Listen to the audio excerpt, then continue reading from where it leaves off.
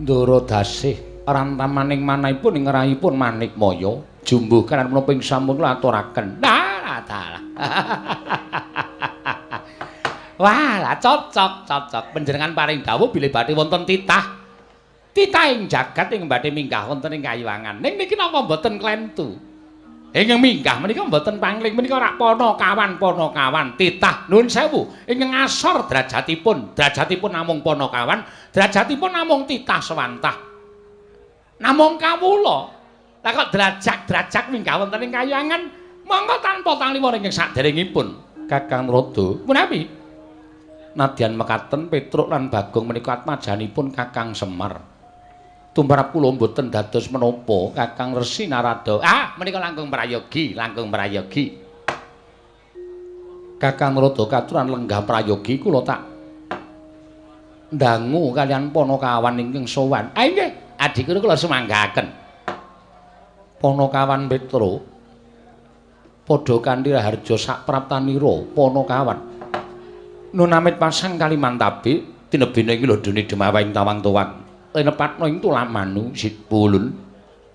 Kemareng kula ngaturaken sembah. Sumengkeming pangabekti kula kunjuk. Ya Panakawan ndak tampa pangestuku tampanana. Kula pun dinggo jimat paripih dayanana ing kasantosan. Truk. Sing nungkoke kowe berskap sapa ya? Bapak. Ikete Bapak. Aku tak bali nang omah ya, Truk. Ngopo? Ngajar Semar. Lho. Mergane iki jenenge ora adil.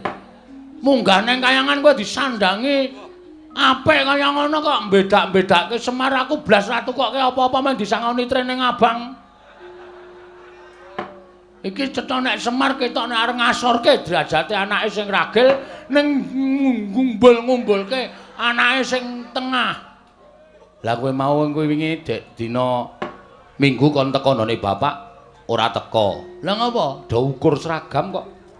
Aku ro gareng wis ukur beskap, ikete ya wis ukur. Lah kowe kok ora teko? Semar-semari. Iki aku isin nek carane ngene iki ketok banget nek aku kere banget ya, Tru. Kowe ketoke duwe nganggo seragam beskap, tata kramane komplit. Aku culuk lambi mung nganggo kathok trene Abang. Wis ora apa-apa. Ora apa-apa iki tetep engko nek mulih Semar tak ajar. Lho. Aja ngono to, bapak ki bapakmu kok. Kowe iki ya arep digaweke iket, ning bakale ora cukup, kudu nganggo korden. Anggemu ndasku sak genthong ya. Kok dadak nganggo korden?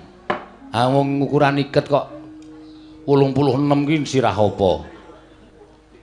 Uteke gedhe. Panakawan Bagong. Wonten dawuh, panjenengan sinten? Lho. Ulun Bathara Guru. Lho, guru kok yaene muridé sapa? Niki mula mau nek tak jak ning repat kepanasan tak asaku omong gong iki sowan dewa. Dewa iki beda karo menungsa. Dewa ki sing nitahke awake dhewe. Iki Sang Hyang Manik Maya. Wah, Mas Manik. Manik Maya. Mas Maya. Manik Maya komplit. Bagong aja sembrana. Iki apa iki truk sound system nang kene iki? Dengkel kita ya. Kaya ngene kok padake sound system. Iki Bathara Narada. Kami itu aning Kayangan. Wo, sesepuh. Iya, aja sembrana, Bagong iki Kayangan mengko ndak kualat ya. Engko ning nganti kowe tumindak sing ora prayoga ning Kayangan, Kayangan ki gone malati kabeh. Waduh. Tiwas aku mau nguyuh ning pelataran kono. Kowe kok ngonek abuh karemu lho, Gong. Asik lho. Kok malah asik ora. Kuwi sing kancam. Malah seneng ora. Panakawan Bagong padha rarja sak praptaunira. Pangestunipun Iwang Pikulun Bathara Guru. Guru basa Jawa. Wilujeng nering sambikala bekti kula katur Sang Hyang Manik Maya. Ya Bagong ulun tampa. Pangestulun kebat kita tampani. Piye kuwi bahasane, Tru? Kok jarene Bathara Guru kok ulun? Ulun iki aku. Lho. Wis omong Semar urung kowe nek ganti ulun. Kusike to. Ulun ki aku. Heeh. Kowe iki kita. Oh berarti engko bancaan. Bancaan apa? Ganti jeneng ora. Ngene. Tak dari. Wis tau ning Banyumas urung? nek aku ki Inyong, nek kowe ki Rika. Oh iya, berarti basane Dewa iki padha karo Banyumas. Ora. Piye ya? Pangestu ulun tampanana Bagong. Inyong tampa. Ah ngandel ora. Goblok to ora. Rika, Rika. Kowe biasa wae basa menungsa lumrah. Pangestunipun pukulan Bathara Manikmaya wilujeng bekti kula kunjuk. Iya Bagong ulun tampa. Oh, ulun tenan ta, Tru? Heeh. Pangestu ulun kita tampani. Sampun kita ulun tampa pukulun. Iya. Prayoga nunggon kita lungguh. Kita sampun boten kirang prayoga nggih kula lungguh wonten ngarsanipun ulun. Iya Bagong. Iya. Padha-padha. Aku malah wedi go ngejak kowe. Santai wae, Tru. Petra kantong bolong padha raja sak prapta kita. Pangestunipun pukulun rada wilujeng bekti kula kunjuk. Ya Petra ulun tampa, pangestu ulun tampanana. Kula pun dinggo jimat paripin daerah ing kasantosan. Nah, dalah. Bagong padha raja sak prapta kita. Iki sapa, Tru? Dara Narada. Dewa kok kaya jog dengkulmu kowe. Pangestunipun pukulun Bathara Narada. Wilujeng bekti kula konjo pukulun. Ayo ulun tampa, pangestu ulun tampanana. Ayo. Meriah pokoke. Meriah dengkulmu ora. Kok kaya renyah suarane kaya membahagiakan ya, Tru. Iki dewa apa iki? Iki ora dewa apa kami tuwa. Sesepuh nek cara nggone dhewe Mbah Kaum. Wo. So nek genduren ngundang iki wae, Tru. Dengkul kita ora.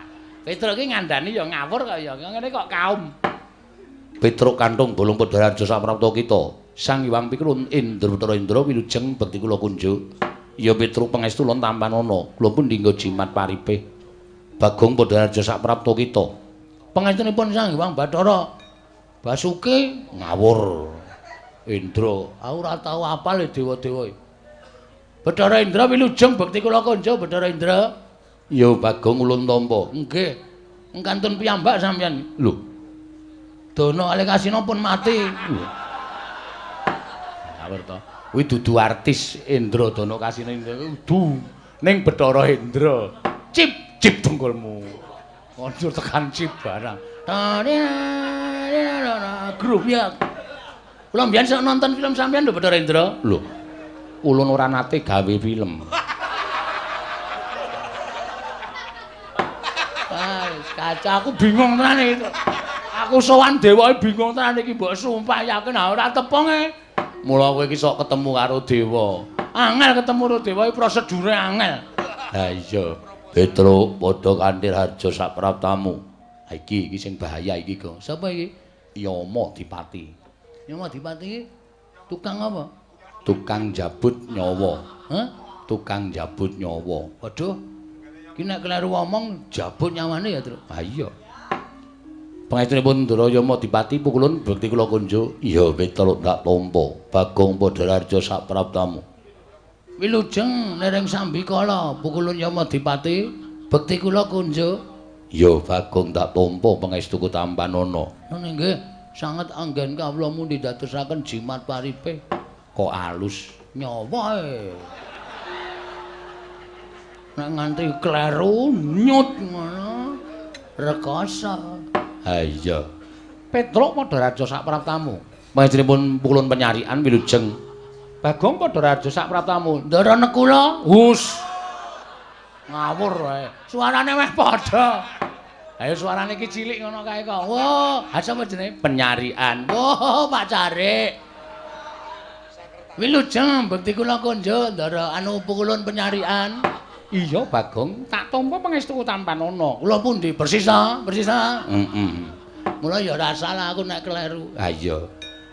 Pangestunipun pukulun penyarian kula tampi andadosaken jimat paripe. Petruk dalem. Eneng apa Petruk? Sowan saka karepmu dhewe apa diutus dening bapakmu? Sowan kula menika mboten saking pikajengan kula piyambak. Namung kula menika dapur dipun utus dening Bapak Semar. Bapakmu ya kene. Ha nika ngeten. Bapak Semar menika etok-etoke niku ora gawe taman hiburan masyarakat. Mengkono ben nggih. Bapak niku tuku lemah jembar banget. Kula niku takon ajeng gawa gawe apa to, Pak? Petruk, kula tak crita nggih. Iya Petruk ora dadi ngopo. Aku ngene iki jane mengarep gawe seneng ati ning para kawula. Men sing tangga teparo do momong anak kuwi ana apa papan kanggo momong bocah, kanggo nyeneng-nyenengke anak, lan kanggo nyeneng-nyenengke kulawarga. Oh, lah terus papan iki arep tak nggo papan ya kuwi wisata. Wisata, nggih. Hiburan. Wah iki nek matur karo dewa rada angel, Gong. Ora apa-apa, santai wae engko rak dewane do ngerti. Jare guru kok ora dong.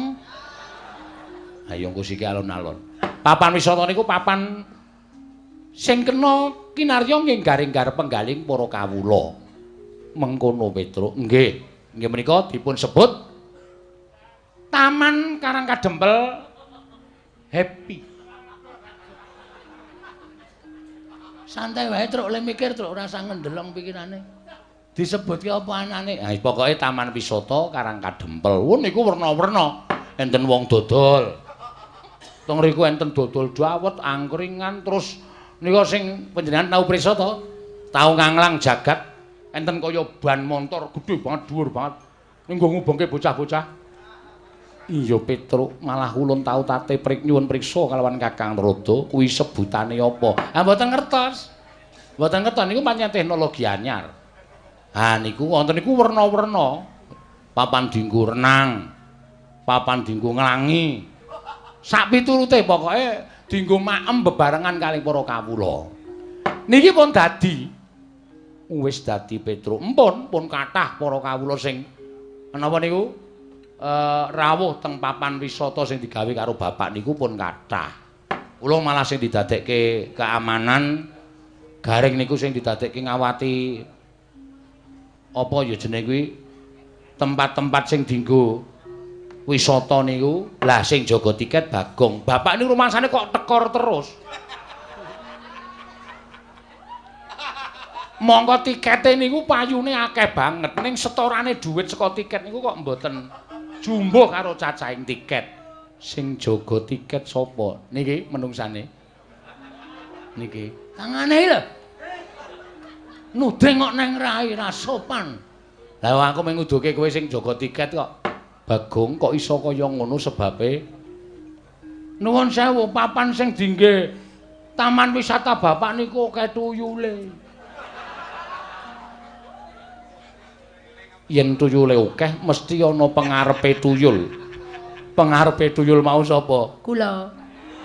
Ngandel ora ngaku to kowe. Ora sok kaya ngono kuwi Gong, wong bapak ki ragate ya akeh. Bapak ki modale ya akeh, ora sok kaya ngono. Kuwi wis dibayar karo bapak kok. Siap.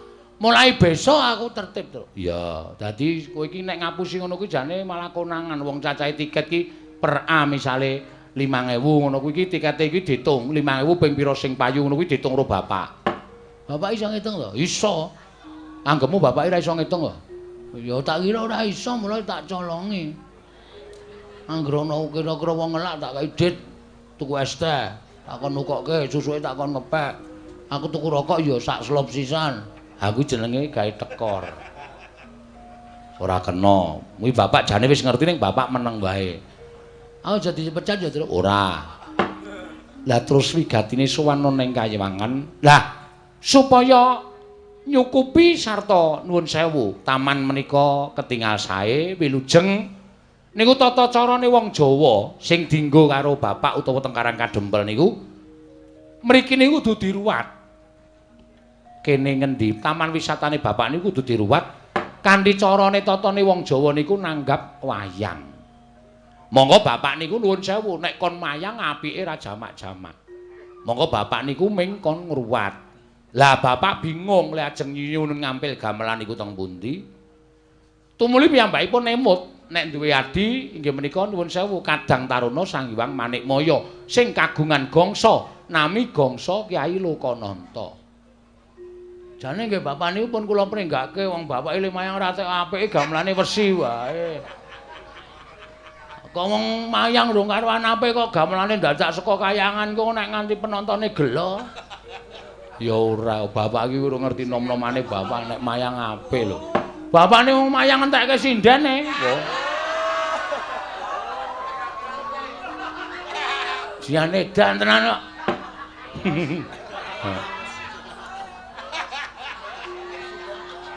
Mula saniki golek waranggana bapak niku kangelan tenan. Emoh do dijake emoh ya. Ngawur ya Semar.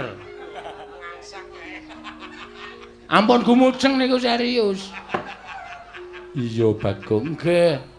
Ah niki terus. Iya. Dadi sowan kula menika diutus dening bapak nyuwun ngampil gamelan Lokananta. Komplit slindro pelok.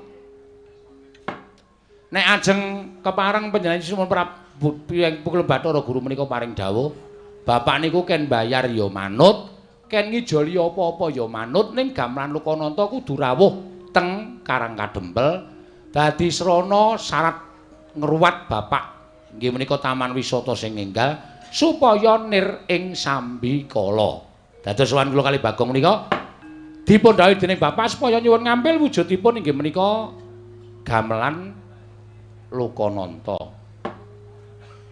Mengkono Petruk nggih.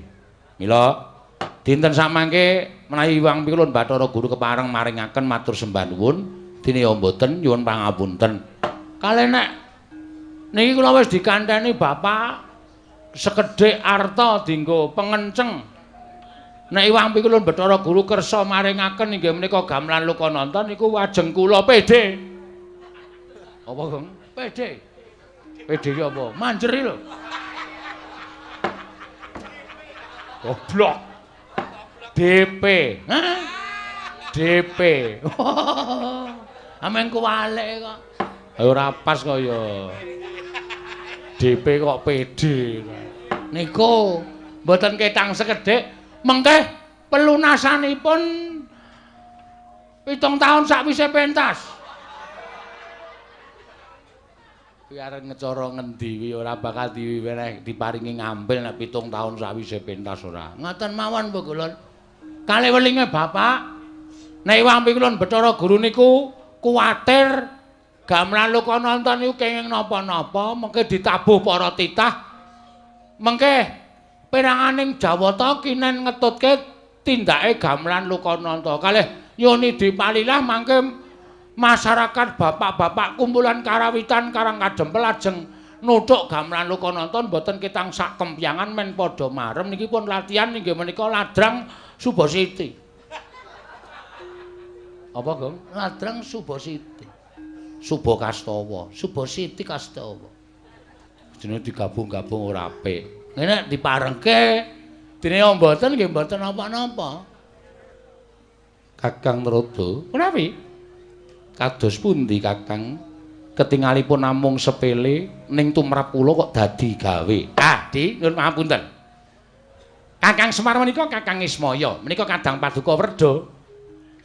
Mila menawi wonten bot repotipun Kakang Semar menika mesti pun Adi Prabu Bathara Guru sampun ngantos panjenengan menika awal maringaken ngampil gamelan Lokananta badhe kaboyong wonten ing Karang Kadempel. Malah tumrap kula menika satunggiling pakurmatan tumraping Adi Pramesti Bathara Guru. Ing atasipun paduka menika Kadang tinemu Taruna nanging tasih dipun penggalih dening Kadang Timur Werda inggih menika Kakang Ismaya. Leres ngendikanipun Bagong, menawi kuwatir wonten menapa-menapa tindake gamelan Lokananta menika dipun tutaken para Jawata. Indra ingkang kadhawan supados ngetutaken sak kanca rawangipun para dewa ngetutaken lampahing gamelan Lokananta. Waton sampun ngantos dados tutawi damel murkanipun Kakang Semar. Menawi ngantos paduka Adi Pramesti Bathara Guru menika mboten maringaken gamelan Lokananta, mesti kemawon Petruk wangsul wadul kalian bapakipun. Nek nganti Petruk bali wadul karo Semar, dalah Semar ngamuk teng kayangan Warataya. Sapa sing arep wani karo Semar Badranaya? Saya nek pun ngubal-ubal pusakane wujud entut. Wah, menika wah bebayane. Leres Bu Kulon, kula wingi bar opname 7 dina. Mergane dintuti Semar. Setan tenan. Lho, karo bapakne kok senengane ngono kuwi. Pas cangkeme.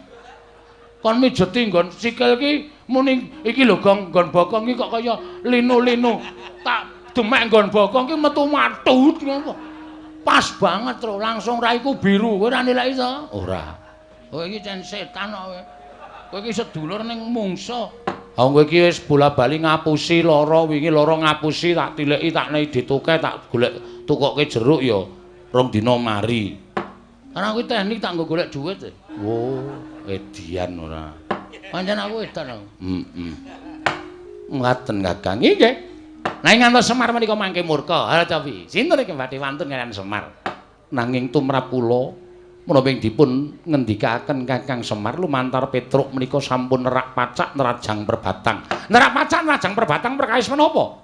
Dipun menapak-menapakno Kakang Semar menika titah. Mangke riyen titah menika rak lairipun nanging batosipun Kakang Semar menika Jawata Sang Hyang Bathara Ismaya nanging wiwit nalika semanten sampun mapan wonten ing jagat sampun pinten-pinten abad laminipun mila Kakang Semar menika sampun dipun setrakaken boten dipun akoni dening kulawarga kadewatan nanging tetep dados titah sawantah mila menawi wonten jamak lumrahing titah ingkang wantun badhe ngampil dhateng uba rampe ning Kayiwangan tontonan ing Kayiwangan tentu kemawon kula mboten maringaken. Lah nuwun sewu lho.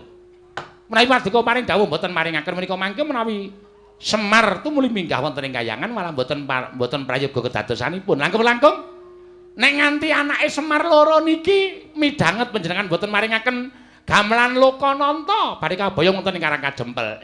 Lha nek bocah loro niki nganti ngamuk sapa sing arep nandangi ridane wong loro niki? Ora taya kowe. Petruk niku anggap kaya ngeten iki ning Digdaya kliwat ukur. Luwe-luwe niki. Sing teng mburi kula sing mripate kaya ndok ceplokan iki. Iki nek wis muni nesu, sapa sing arep wani karo Bagong? Dalah. Lho niki napa? Ora edan ana dewa kok ditirokke iki nek ora Bagong ora lho. Inggih Kakang Trudo, nanging tetep badhe kula mboten nglilani menawi gamelan Lokananta kaboyong wonten ing jagat. Lah menawi ngaten monggo, monggo. Ning nuwun sewu, kula tunggak waru godhong dadap. Tegesipun menawi wonten menapa-menapa nrada ora melu-melu ora melu garap. Kula aturi ngraosaken piyambak. Kula semanggaaken. Mrika sampun kula aturaken lho. Tunggak waru godhong dadap, nrada ora melu-melu, ora melu garap. Nek ana moga-moganing titah kalih menika kula semanggaaken adhipun renggalang kridanipun Petruk kaliyan pun Bagong. Arepun sampun dipun utus dening bapakipun pados nyuwun ngambil gamelan Lokananta di Kakang Trudo kasinggihan mekaten. Petruk dalem mesti wae Petruk wis midhanget. Nggih. Gamelan Lokananta kuwi tontonan ing kasuwargan. Oh nggih. Gamelan Lokananta kuwi wujude uba rampe ning kasuwargan, uba rampe ning Kayiwangan. Ora saben titah bisa nyuwun ngambil gamelan Lokananta. Nyuwun mapunten, Mbul. Ingin nyuwun ngambil menika sanes kula ning bapak. Sing nyuwun ngambil nika dudu Petruk ning bapak. Nadyan bapak kita kuwi titah. Nyuwun mapunten. Ngendikanipun para sepuh, ngendikanipun para pinter bapak menika mboten titah. Ning nika dewa Sang Hyang Bathara Ismaya. Nanging bapakmu wis ora dianggep kulawarganing kadewatan. Bapakmu wis dibuang ngono ing jagat tegese bapakmu kuwi wis dudu Jawata. Bapakmu kuwi mung titah sawantah. Oh ngaten. Iya, dados kesimpulanipun keteranganipun kula nyuwun dawuh. Dipun paringaken ana mboten? Panakawan Petruk, ulun ora mnayogyani, ulun ora maringake. Mboten maringaken? Ora Petruk. Nggih sampun mboten napa-napa. Gong, piye iki? Piye? Sukses ora? DPD saiki apa engko? DP. PD ora. Di DP saiki apa engko? Ha nek wis siap DP-nen. Ning wong iki gamelan Lokananta iki ora dikeparengake tedhak ning jagat, ora entuk diboyong ning Karang Kadempel. Bagong, nun. Gamelan Lokananta mboya entuk diboyong marang jagat. Mboya entuk diagem dening bapakmu ning Karang Kadempel nggone bakal ngruwat papan wisata ing mapan ana ning Karang Kadempel Bagong. Keterangane pokoke intine gamelan Lokananta ora entuk digawa ning jagat, ngoten? Iya. Nek nganti kula lapor bapak, ulun ora wedi. Ulun ingkang bakal tanggung jawab. Berarti Sampeyan mboten ajrih kali bapak kula. Ora wedi, Bagong. Nek ngoten timbangane kula bali ning ngenten mawon. Entuk ra entuk ajeng kula suwun ngambil. Nek nganti sampeyan mboten biar ora. Mengentukaken maringaken gamelan Lokananta kula boyong wonten ing alam donya. Ora ujar ora kaul. Noyah nayo Baskara titi mangsa. Bagong mboten ajeng wangsul. Nadyan Bagong dikon wangsul, kula ora arep gelem. Nek perlu kula kudu tanding kali dewa-dewa sing do tata tirik-tirik teng mriki. Kula ora wedi pikulan.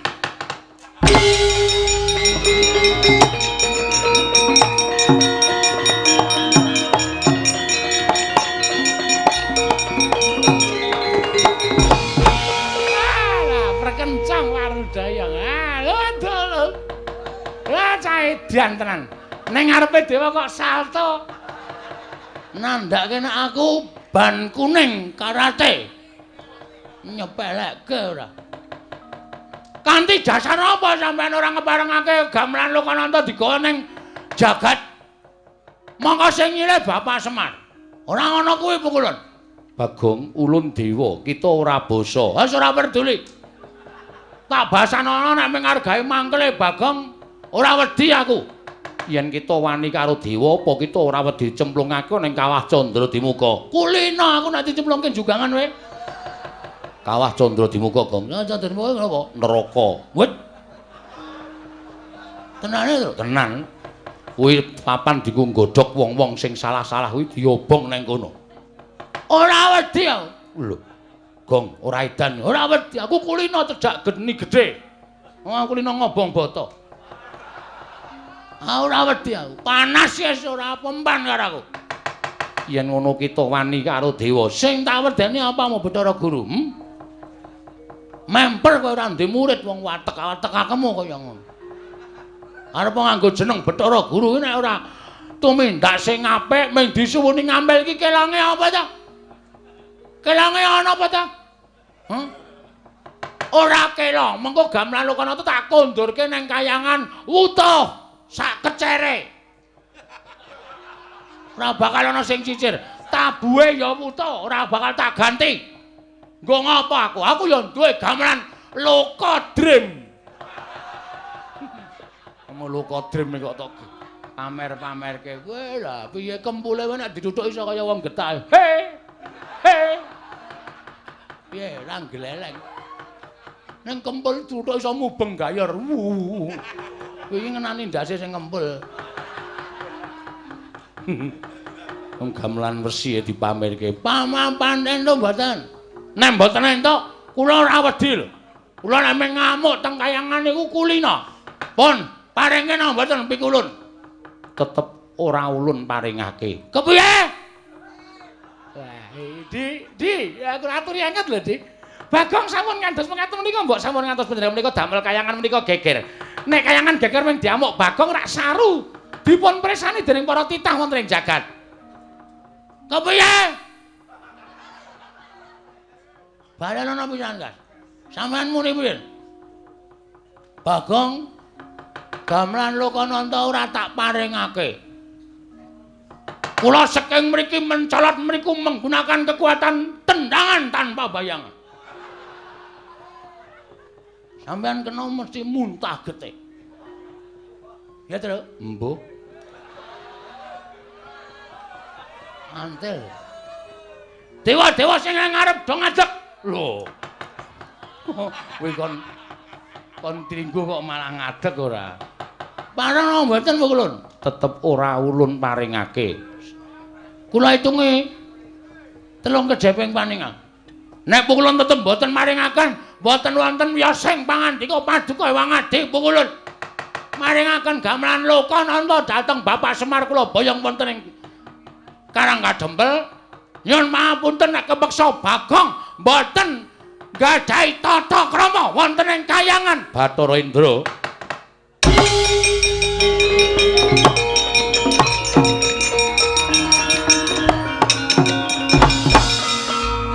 Bathara Indra kula wonten dawuh Pukulun. Sira ulun dawuhi Menika kula ketutupan tiyang kathah sanget. Petruk minggir aku arep Truk tutupi. Pokoke tutupi. Endro aja nganti metu. Metu entek-entekke kuwi bintang film e. Aja nganti metu, Truk. Bathara Indra. Kita bakal nampa duka saka ulun yen kita ora enggal mangsuli kelawan Bagong. Bathara Indra niki ngestaken dawuh ulun.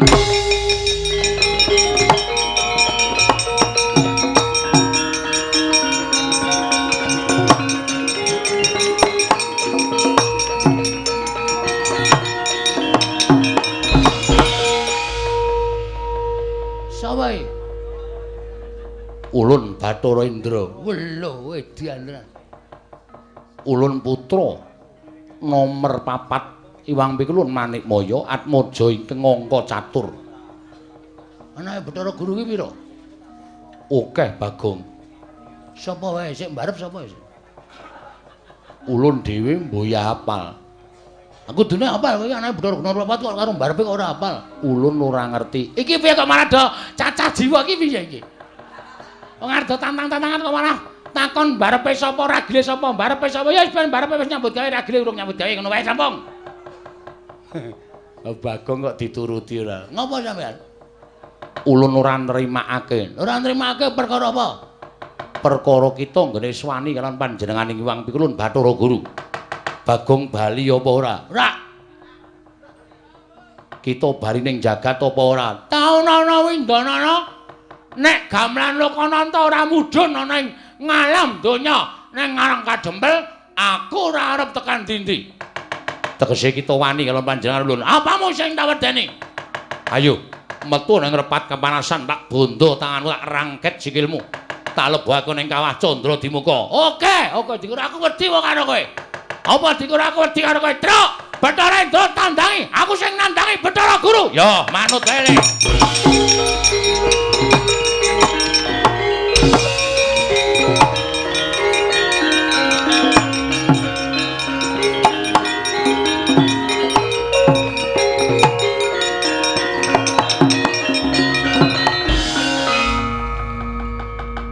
Ulun dawuh kelawan Indra kon ngundurke Bagong, kok Bagong ya pinter le gawe alasan. Isih tetep neng kene. Lah cah pinter ya cah cerdas e. Ayo arep ngopo saiki? Tak jagani nang kene pukul. Sampeyan iki dewa wis malak lho. Kancane tangane loro kok sampeyan papat dhewe. Dobel ya sampeyan. Senengane dobel ya. Biasane siji mungsuh siji sampean mungsuh loro wae wani. Lah edan. Ya mau dipati iki piye iki? Bagong. Nun, sapa niki? Ya Madipati. Dewa tukang jabut nyawa. Sampeyan rasa melu-melu. Apa dikira wau kula wedi karo sampeyan terus saniki sampeyan ngelekke karo kula terus aku dikira wedi karo kowe wae. Hah? Jabutan nyawane Bagong. Nek pancen iso njabut nyawane Bagong, pancen kowe dewa pengpengan. Muni wae. Kampleng sisan. Lah edan iki. Ngopo iki? Teko ora. Melu-melu lan iki kewangi karo kowe. Dawuh karo Adi Prabu Bathara Guru supaya maring aku ngampil. Ya kuwi gamelan Lokananta aku tak uring-uring. Aku nek nesu sapa-sapa tak uring-uring kok. Ora peduli ngewangi aku apa ora. Aku nesu ngene iki. Iki widodari wae duwe. Inggih, kula widodari. Wah, widodari ana sing parah. Apa kaya ngono kok widodari? Widodari iki jebul ana sing elek. Ha, widodari iki werna-werna. Ha kaya mburi kae widodari kok lemune ora jamak-jamak. Widodari iki mesti kaning wong wadon. Awak-awakane kudu ramping apik. Nek carane bodi iki biola. Kae bodi kok kaya bok.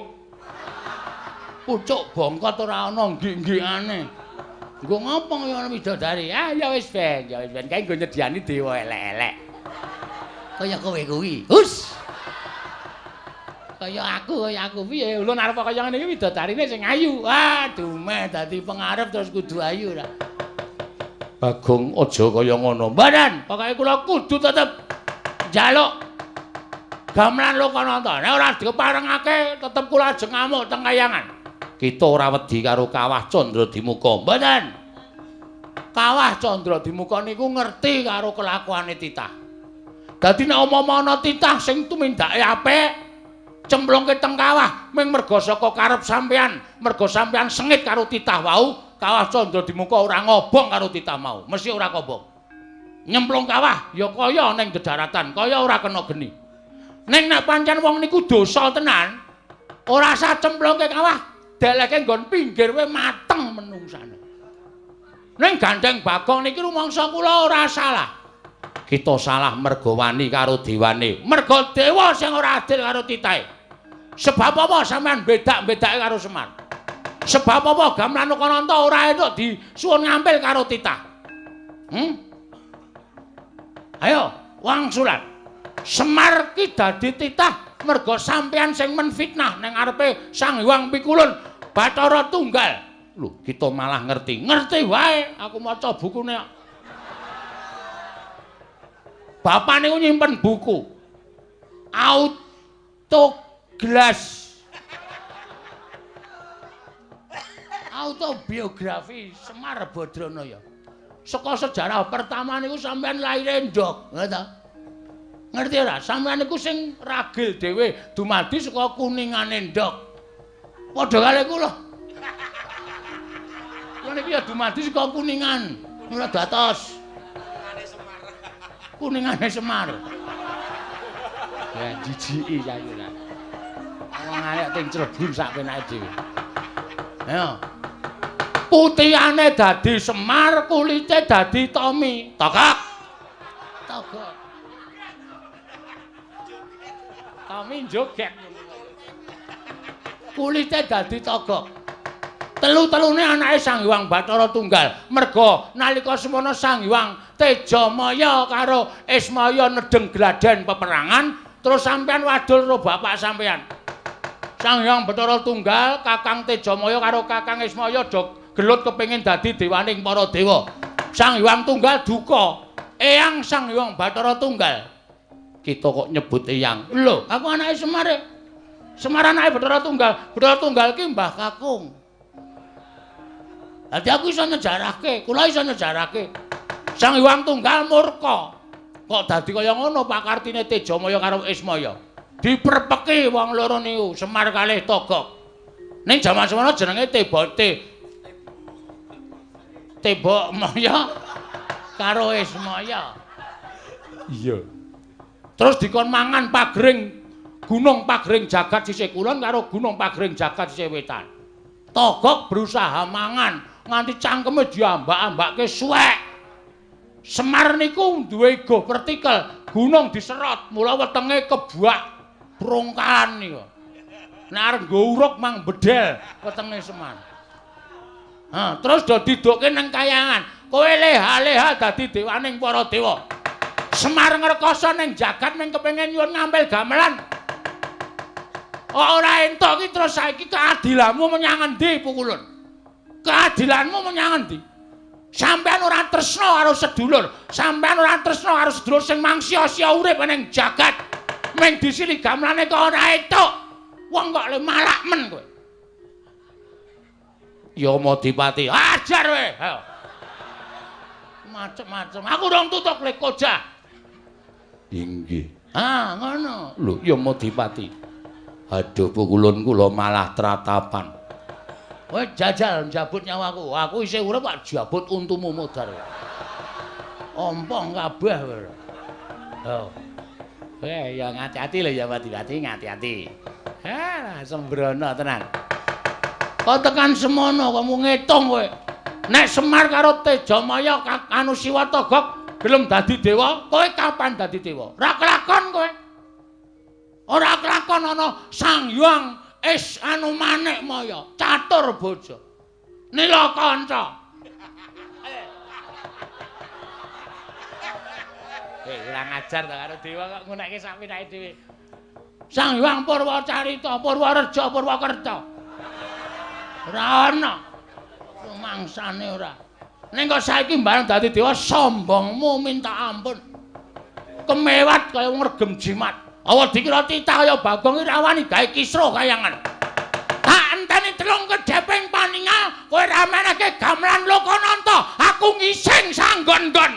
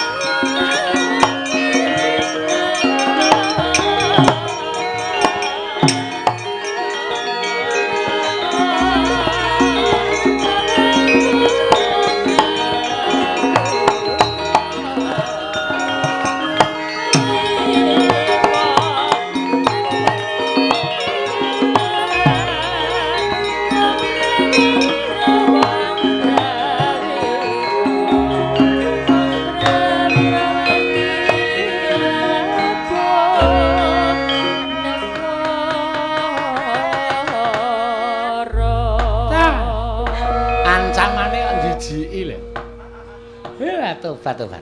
Lah nek kelakon apa ora teng-tengan kabeh. Lah menika lho Pak, kula ngajeripun kalian Bagong menika. Wong dugal kewarisan sak kepenake dhewe. Ning tumrap kula suarane Bagong menika dadi wakiling para kawula ingkang mapan wonten ing Janaloka. Lah ya kuwi. Lah di guru menika ya dipun suwun pados maringaken gamelan Lokananta iki kok ora kersa iki lho, malah tumrap kula ingkang nyumet dhateng kamontraning kayangan ndadosaken geger menika paduka dipramesti Bathara Guru piyambak. Kakang Rada, menawi panjenengan sampun paring dawuh tunggak waru godhong dadap mboten melu-melu lan mboten melu nggarap. Ala becik bener lumput bejo cilaka bungah susah. Kula ingkang nanggel. Nggih, ngaten kula semanggaken. Yama Dipati wonten dawuh. Aja wedi kangelan lan aja samar kelawan apa ing katindakake dening Kakang Ismaya. Bagong lawan Petruk dirangket. Sawise dirangket pasrahna lan panjenengan ulun dhewe ingkang bakal nyemplungake nang kawah Candra Dimuka. Nun ngestaken dawuh. Nyuwun pamit madhal pasilan sing ati-ati aja kaya bocah cilik. Kakang Rada, prapi sampun paripurna pasewakan penyarian kula wonten timbalan Bukulun. Budalna ingkang padha sebe ingsun kundur ngedaton. Kula nuwun ngestaken dawuh. Nyuwun pamit madhal pasilan sing ati-ati aja kaya bocah cilik. Penyarian Petruk kantong bolong.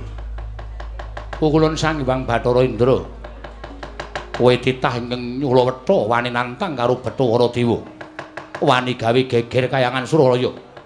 Apa wis serep nyawamu? Nyuwun pangapunten. Tinimbangane kula wangsul didukani kalih Bapak. Bapak namung kepengin nyuwun ngambil gamelan Lokananta. Ewadene para dewa kok mboten maringaken. Lah niki kula sing rumang ngrasake nek para dewa niku mboten adil. Pun kula sejarahke. Bagong wis nyejarahke, Ataga. Dumadine Bapak, dumadine Siwa Teja Mantri, dumadosipun Pukulun Sang Hyang Manikmaya. Tak kira mboten luput napa sing kula aturake sipun Pukulun Sang Hyang Bathara Guru. Ning tetep mboten maringaken wujuding gamelan Lokananta, nyuwun pangapunten. Arepa Petruk niku persasat mangke remuk disawurke, putung dibandemke teng kayangan. Ning Bapak ajeng kula labuhi pati. Yen ngono enteng karo patimu. Mboten enteng sebab napa pati urip niku sing gawe sing kuwasa. Mapano tak bondo tak krincung sikil lebokke ning kawah Candra Dimuka. Carane sapi mang jagariyen Pukulun. Nek kula wis ora iso obah, ora iso ngrawat mang bondo tangan kula mang krincung sikil lho. Gene marganing patimu. Nuwun sewu nek kula wantun kali sampeyan.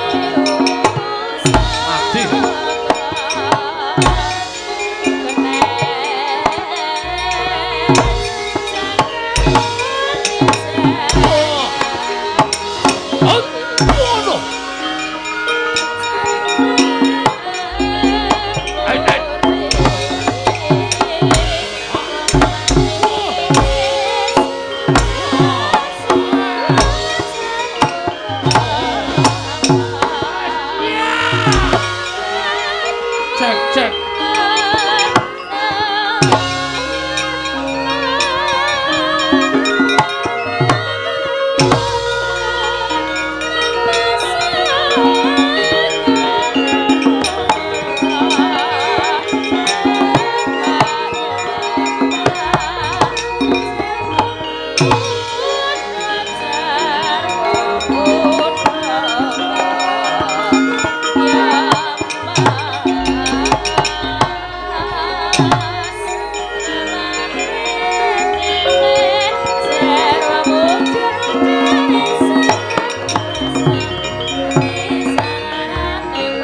Pandhita kang kinarya wangsit pindha kombang ngajaping tawang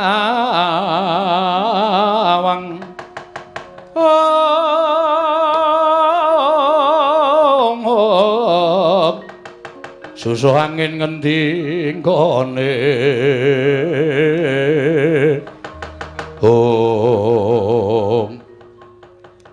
Kakang Bathara Indra Yayi Bathara Brahma ora usah dadak nganggo petungan. Yen dipetung anake Semar kuwi ya tan prabeda para Jawata. Mula ora aneh yen to kekuatane ngedapi-dapi. Mula tak suwun Kakang Bathara Indra nggunakno daya kekuatan utawa pusaka supaya enggal rampung nggone ngendharat kelawan Panakawan Bagong lan Petruk. Tibanana pusaka kadewatan Slendra Bawana. Yayi yen pancen kaya ngono kang dadi ngendik atur ing sadhika pun Kakang Petruk lan Bagong bakal tak tegani. Tak tibani pusaka ora lumpuh. Petruk lawan Bagong meguru karo anake Semar mangsa baranga Kakang Bathara Indra.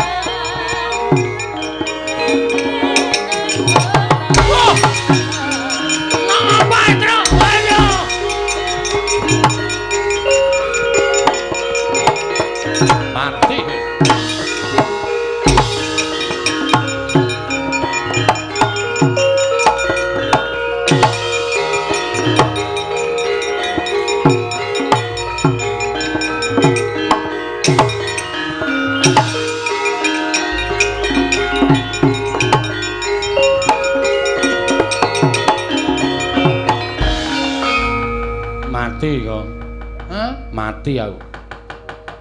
Kaya kena jemparing dadaku kok kekuatanku ilang kabeh ya, Kang. Aku iso omong ngene iki ning ngobahke jenthik wae ra iso. Aku ya ae.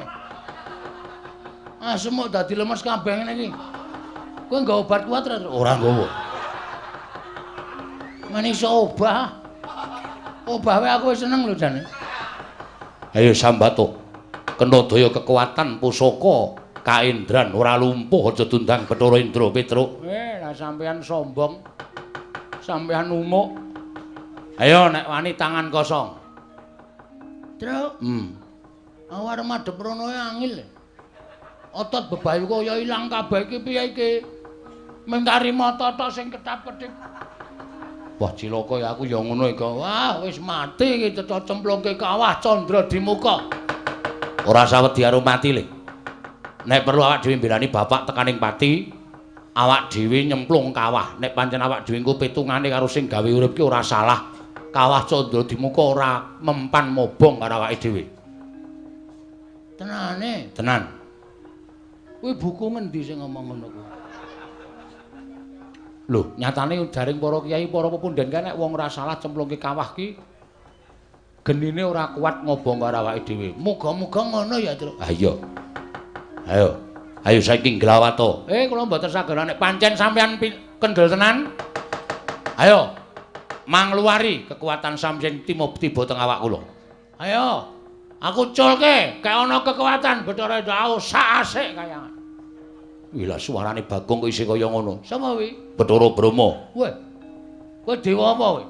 Dewa geni. Nah aku cilereke. Lho. Dewaning geni kok cilirek. Ah mesti kowe kejaba kowe nggo gas barang to kowe. Wah, Bagong ki pancen omongane yo nganyelake. Sapa kuwi, Truk? Bet ketoke Yama Dipati aku nyawang saka kene kok sandangane. Kae rasa kon melu-melu kok njabut nyawa cilaka, Truk. Ayo sambat to kowe ora iso glawat tak jabut nyawamu. Wis aja kesusu Yama Dipati nek ora mau dadi jabut ya. Bagong. Pancen cangkeme elek kok Bagong ora. Wis kowe ora iso glawat tak bondo tak mlak krincung sikilmu. Kowe tak bondo tak aturake wang pikulun Bathara Guru ki nampa pidana Petruk. Pun kula saniki wis ora iso apa-apa. Mang napake ora apa-apa. Truk. Kirim SMS karo Semar. Lho, Tanganku ora iso obah lho kok. HP iki ning ngesak, ning ora iso obah. Nek iso aku kirim SMS karo bapak, Pak, aku tulungono bapakmu sing munggah kayangan ngamuk. Piye ya carane iki? Ha wis sakdi pasrah wae iki ora iso piye-piye iki. Wah, cilaka tenan iki. Mati tenan awake dhewe, Truk. Ora usah nangis, ora usah nangis. Ora usah nangis dasmu. Anakku cilik-cilik. Anakku sing cilik dhewe iki lucu, Truk. Iki aku ngerti kaya ngene iki aku ora melu. Gong. Belani bapak iki diantepi rasa gembeng. Oh, cah jiri ora. Ora bojomu ora ya isih to, ora ya dopeni bojomu to. Gareng urip, Truk. Lah ngopo? Ora ngerti to. Gareng ki seneng karo bojoku. Oh, berarti lek mun nangis ki wis melang nek bojomu dipek gareng. Ora apa-apa men gareng men kecingkrangan uripe. Nguripi bojo siji wae rekoso kok arep bojone loro aneh-aneh ora. Wis diantepi atine. Oke. Semangat. Semangat. Mati ora apa-apa. Wah ya aja. Mati ora apa-apa. Ora apa-apa diantepi wae. Yai Bathara Brama, Yai Bathara Yama Dipati. Petruk dibondo tangane Bagong, bondo tangane aturke Sang Hyang Jagat Kirinata. Yo ngestake dawuh Kakang Bathara Indra.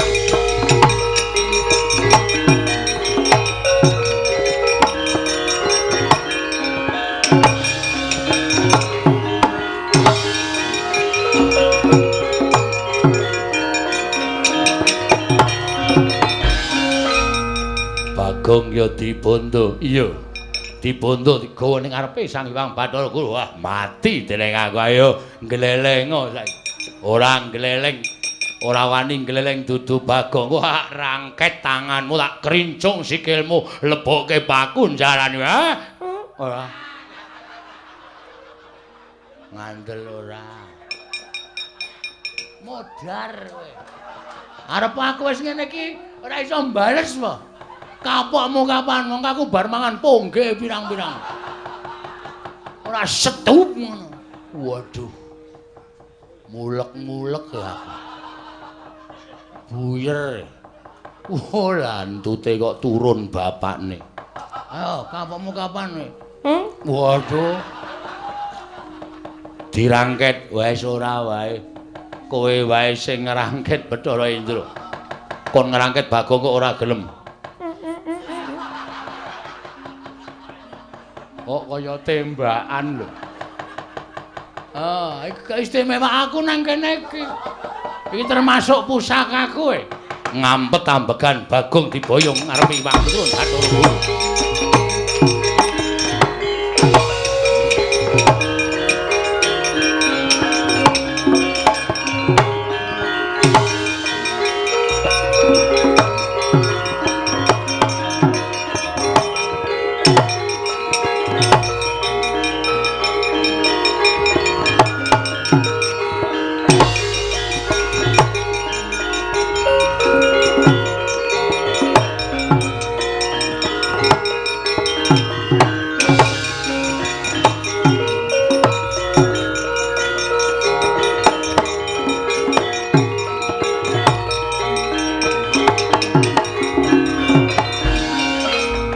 Samar pamoring sukma sinukmaya Sinukmaya winaya ing asepi sumimpen teleng ing kalbu pambukaning warana tarlen saking liyep layaping aluyup Ponokawan Petruk lan Bagong wis dibondo tangane dikerincung sikile ora iso nglawat ayo saiki mara gage Sumbara iki oleh-olehane yen to titah bakal wani marang kadewatan. Wis Gong, iki dian.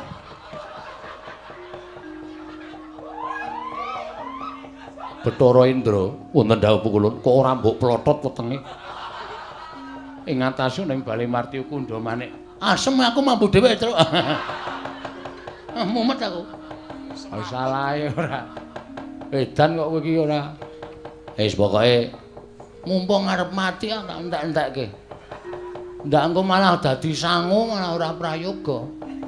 Kita bakal ulun cemplungke ning Kawah Candra Dimuka. Mboten wedi, kula mboten ajri. Mang cemplungke teng Kawah Candra. Cemplungke saiki. Nyakit kowe. Licik kowe Bathara Guru. Nek pancen wani ayo aku balekno kekuatanku kaya mau. Obrak-abrik tenan kaya. Ora wedi lho Bathara Brahma, Bathara Indra, Bathara Yama, Dipati. Ora wedi kabeh aku. Ning caramu ora kaya ngene iki lho. Gong. Ora kuat heru kok. Oh. Tak kira nek Bathara Guru. Ayo, balekno kekuatanku. Nek pancen kowe wani, balekno, ora wedi karo sapa-sapa aku. Heeh. Sampeyan ora maringake gamelan Lokananta, tetep kula kali Bagong ajeng ngamuk teng Kahyangan Suralaya. Tetep kula ajeng ngamuk. Kita nadyan sumbar kaya ngapa ora bakal bisa nglawat Sumbara petak aci-aci. Wah, basa Korea bareng. Apa, Gong? Basa Korea. Petak aci-aci. Iki basa sastra Jawa iki bidalang biyen iki sok muni Sumbara petak aci-aci ngono kae. Petak aci-aci. Ciang bulu cuek-cuek ciang. Ini dian ora. Bathara Indra kula wonten paring adhawuh. Aja nganti digawe macak. Kowe terus arep dipacak ora. Kuwi basa Jawa iki. Ponokawan sak karone iki cemplungna ning Kawah Candra Dimuka. Terus wis to meneng. Santai. Santai piye? Mati tenane iki, Truk. Pokoke pasrah, ikhlas karo pasrah. Oh, alah. Lah mulih tenan iki aku, Truk. Wis ora ketemu karo sayangku. Waduh. Sapa? Bebek. Waduh. Bojomu bebek, bebek senengmu. Bebek kok, bebek. Oh, ayo. Bathara Indra cemplungna ning Kawah Candra Dimuka niki ngestakaken dawuh. Nanging pukulun ora usah dadak sira wani tambuk perkara iki ulun ingkang bakal nanggung perkarane mati dening aku Ponokawan Petruk.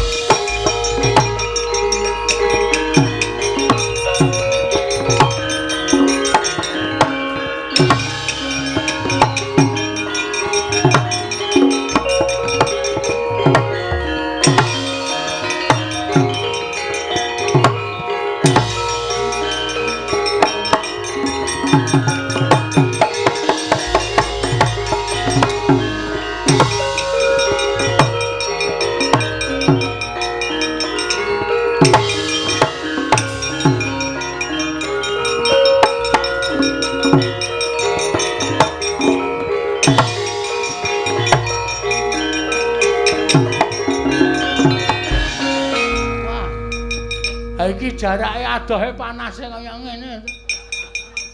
Santai malah awak dhewe ora ngrasake lara kok. Plumbuk mati. Jare nek ora salah ora wuk. Iki ketoke kok tetep wuk nek iki. Tetep murab ya tetep kae. Ha kaya ngene, kaya ngene. Ayo. Rungokno pesambate wong-wong sing tak obong ning Kawah Candra Dimuka sing duwe dosa tumraping para Jawata. Mati aku. Aduh. Aduh, ndasku dipecah bola-bali. Asah dirungokke lho, Gong. Aduh, tanganku diketok bola-bali. Aduh, gegerku disetrika. Ketoke ngapusi nek iki, Tru. Lah kok ngapusi? Mosok kene ana wong dodol setrika?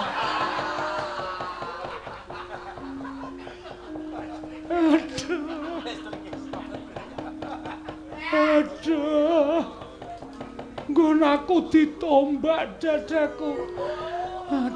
Aduh, nggonaku ditombak bola-bali. Aduh, ditombak. Dudut meneh ditombak. Nganti raja-raja, aduh. Rasa dirungokke lho, Gong.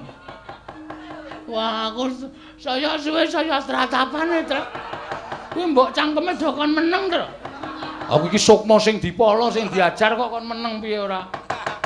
Mati dening aku. Polo kan Petruk cemplung ning kawah Candra Dimuka. Petruk sik mawon. Iya. Kowe sik ya, Tru. Kowe ya ngopo? Bakal ya wong loro kok aku sik. Aku kan ndelok lemu ngolet-ngolet e. Ngolet-ngolet kena geni modar ora Mati dening aku.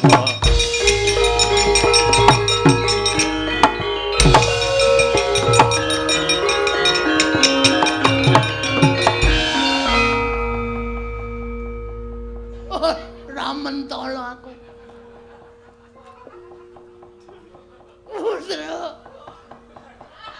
Petruk. Bareng kobong kok rambutmu mabuk. Kok pindhole mabuk. Ayo sambato bopong akoso Ibu Merti. Kowe bakal tekaning pati cemplungke kawah. Sik. Rasa tak cemplungke mo, Brama. Petruk wis kebacut tak cemplungke. Aku rasa tak cemplungke, aku tak nyemplung dhewe. Nyemplungo. Tulung plotroke katroku. Kok dadak Masa nyemplung telesan. kuwi geni kok telesan. Wis jaluk pamit, Truk, tak tututi, Truk.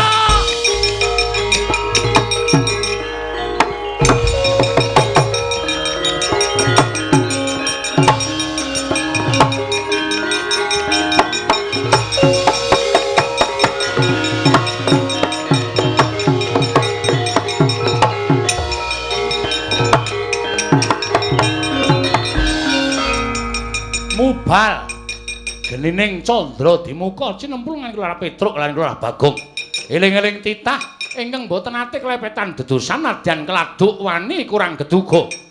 Gejol kumarucul parandina damel suka sangganing pura ingkang sami wuninga. Dadya kanugrahan tumraping Kelurahan Petruk miwah Kelurahan Bagong. Tanggap Sang Hyang Jatimurti wis ngawuningani Kelurahan Petruk lan Kelurahan Bagong manjing telenging Candra Dimuka. Mulat Sang Hyang Asih Pranaya Sang Hyang Bathara Wenang sigra niyup saking dirgantara manjing kawah Candra Dimuka.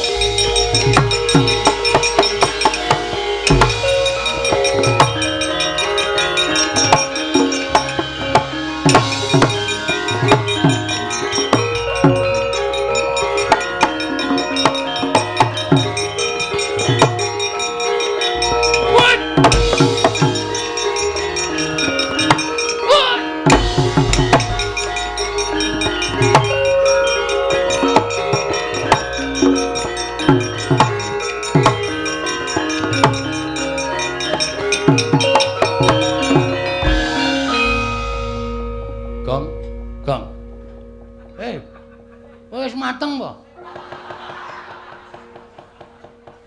Ora kok. Kok awak dhewe kok ora iso ngrasake panas to iki, Gong? Padahal kiwa tengen geni kaya ngene, Truk. Heeh. Teng jlerit ora karo-karuan teng brengok. Nyawa disiksa pirang-pirang. Tanganmu iso obah ora, Le? Iso. Coba ngadeg. Wah, kene kok iso ngadeg.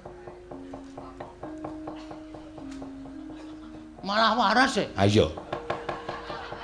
Wah, ayo ngendi-endi geni. Ayo iki sing jeneng Kawah Candra Dimuka. Wis diantruk. Kan ana wong dikethoki late bola-bali kan. Kae wong gaweane goroh. Ngapusi. Berarti aku sok ngono kae ya, Truk. Aku sok goroh ra. Medeni tenan. Heeh. Kae wong kok sirahe dipalu. Pecah, gathuk meneh. Palu pecah, gathuk meneh. Kae wong sing pikirane wong pinter ning dienggo pinteri wong liya. Wah, dan ana wong matane dicubles paku sok kae, Truk. Kae gane wong injen. Aduh. Ngopo kok aduh? Aku kulinae. Aku kuwi Karepmu kowe. Aseme bojomu barang tak injen ae. Kok warna-warna ya pasiksane ya, Truk. Heeh. Kaya ana sing di slamet wetenge Mangan barang haram. Oh, mangan iwak-iwakan sing ora entuk dipangan kuwi, dipangan kuwi wetenge disumeti kaya ngono kae. Wedan. Oh, kaya ana bokonge disodok. Disogok nganggo apa jenenge iki? Apa jenenge wesi kae, Truk? Kae gayane ngentut sak nggon-nggon. Aku ana kabeh ya aku. Berarti pasiksanku medeni ya, Truk. Oh, medeni. Mripate dicoblos, ta besok nginjeni, ya. Sok goroh lambene kethok ilate. Wah, nyemelangi. Ning ya ana sing kae diobong murup malah guyu cekakaan. Diobong murup guyu cekakaan. Kae saking dosane ora iso di ngapura nganti dadi penghuni neraka. Dadi jim, dadi setan. Kae ora ngrasake lara kae kaya ngono kae. Mergo saking jahate. Ketoke kowe prek. Duapure ora. Aku ora ngopo-ngopo kok. Sing kono kok ketok ya ono. Gong iki cah cilik kok dosane akeh banget. Kamplang mencrat. Ora ngerti iki sapa iki? Sapa? Sang Hyang Bathara Wenang. Mulai dhewe cemplung kawah ora apa-apa iki mergo ana iki. Waduh, pemadam kebakaran. Waduh. Kok wek-wek lambemu lho. Kok karo geni kok kendele ra jama-jama ini ora pemadam kebakaran ora ono to. Gong tak omongi. Pemadam kok pematang. Pemadam kok kowe tak omongi. Kowe mau iso crita Sang Hyang Bathara Tunggal. Heeh. Ya ta? Heeh. Bathara Tunggal iki sapa? Bapakne Bathara Guru, bapakne Semar kuwi kambah kakung awake dhewe. Heeh. Lah iki bapakne Bathara Tunggal. Wo. Kakek buyut. Heeh. Ora kakek buyut ning iki sesembahaning para yai wong-wong dewa Bathara Guru nyembah karo iki. Kok cilik to? Ayo ben. Cah SD kok pintere ra jamak-jamak. Cah SD pinter.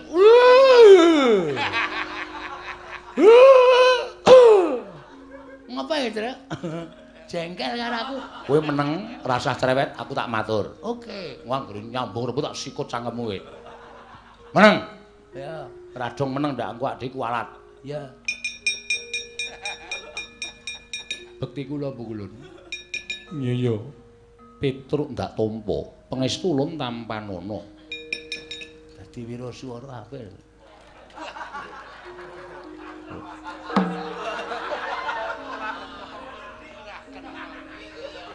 Cilik kok suarane gandem. Dadi MC wae, Truk. Nin pamirsa. Ana kowe lunga kana, kok cedhak sing dikethok ilate ki. Gah! Ngono ilatku malu dikethok. Aku iki cerewet kok nang ngene. Meneng sih to? Bekti kula pukulun. Iya ya. Wah, iya.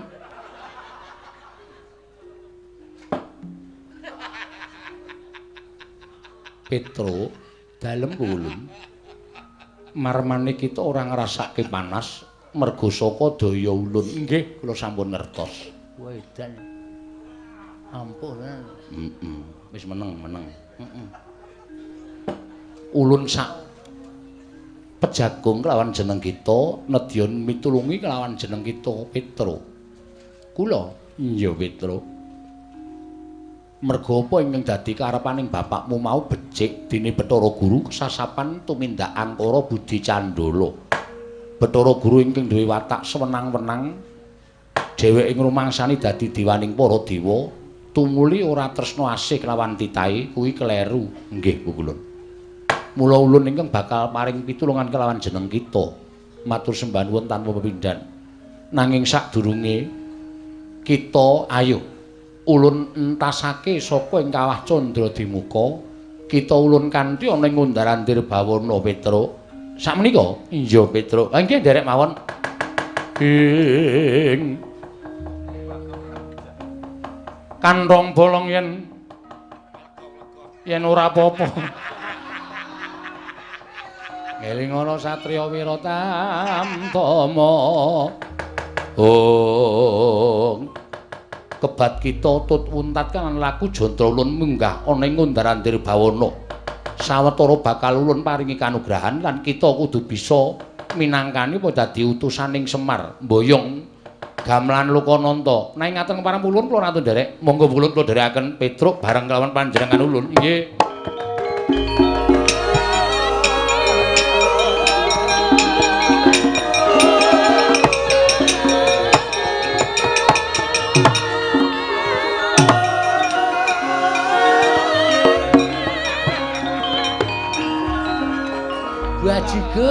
Bajigur.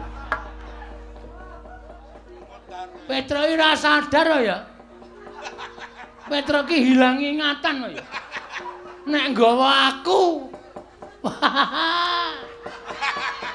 Dijak karo si sama mau cah SD mau. Petruk ayo ning kantor kepala sekolah, monggo kula dherekaken. Lah kok lali nek aku nang kene. Weh, lah penyakit. Wis, piye iki aku nang kawah Candradimuka mongko ora ana sing mitulungi karo aku. Gong, yo. Mangkat. Kae uteke ra dienggo ya, Jawa. Komeng yo mangkat. Kowe iso mabur ki mergo apa, Truk? Aku ki ra iso mabur ya, Nyok. Ulun piye Petruk? Bagong mboten saged mabur. Ulun lali.